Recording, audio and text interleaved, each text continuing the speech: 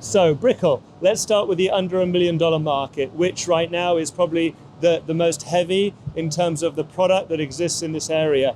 Correct. So give us some statistics. How many sales have we seen? How much product have we got? Listing actives in the market now, there are 1,500 units for sale in Brickell under that price range. 562 have been sold the past 6 months. So that means that 103 units per month are being sold on Brickell. That gives us a 16-month inventory to be absorbed, and it's not super good, but it's not really bad. It's not terrible. Balance is what, 9 terrible. months? 9 months Okay, 9 would months be great. But we see movement when the unit is well priced, it sells. Yeah. And Brickell has very well priced units at this moment in the market. Yeah. We've seen new buildings like the SLS Lux having a good resale. Yeah, heavy amount of discounts on those, though, haven't we? Exactly. Like Up to 35% discount on an SLS. A specific unit, 2505, was sold exactly 35% discounted from asking price. That's pretty heavy. Look, you've got a lot of product that's coming in under 400 a square foot. Correct. So there's a lot of opportunity to buy into this market at a pretty reduced rate and get a lot of bang for your buck.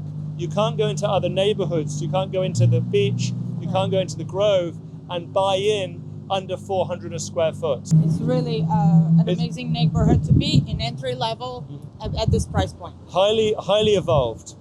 So now the conversation moves to rentals, and we know that Brickell is very a heavy rental market, which obviously over traditional years has made it very fragile, shall we say, and it shows its fragility on our economic health score.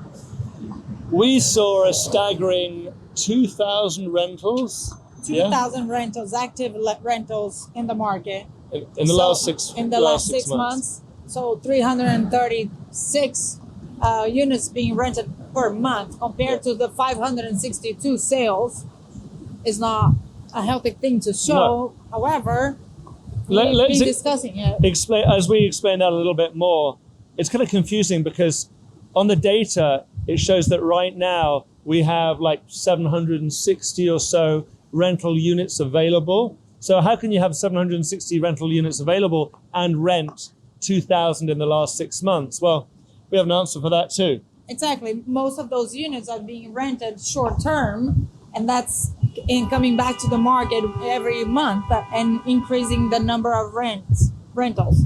So the thing is, I think people jump into conclusions when they analyze Brickell because they see the numbers and they don't do what we're doing here to say why and analyze the numbers. So how come this is happening? Yeah. And get to the bottom of it instead of jumping into conclusions that the market is suffering. Is tanking. It's horrifying if you looked at it as 2,000 rentals and would assume so. But what we found, and when you look at our beach report, they actually outlawed Airbnb. So a lot of the short-term leases are now being turned into the Brickell market, which is obviously where we see it. And we have buildings like Panorama Tower, which is just purely rental focused.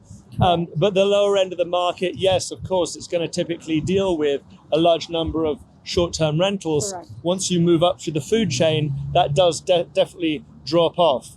So the big question that, look, finally we're going to touch on this point in the up to $1 million market, which is probably relevant throughout, about the changing, I guess, demographic and the changing socioeconomic behaviors within this market, because we always want to know where things are going and what happens next.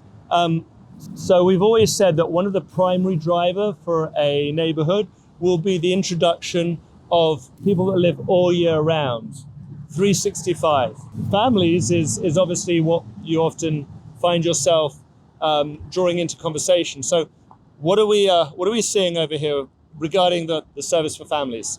The need for school. There's a need for school in Brickell, and thankfully there is a project for a K-12 school here in Brickell being built on West Brickell, and that's going to completely change face of Brickell and bring the primary users, as you were saying, even prices, even people that want to invest on Brickell and wait for the school to be completed. They will see the change in the neighborhood, the change in prices, because school drives end users here.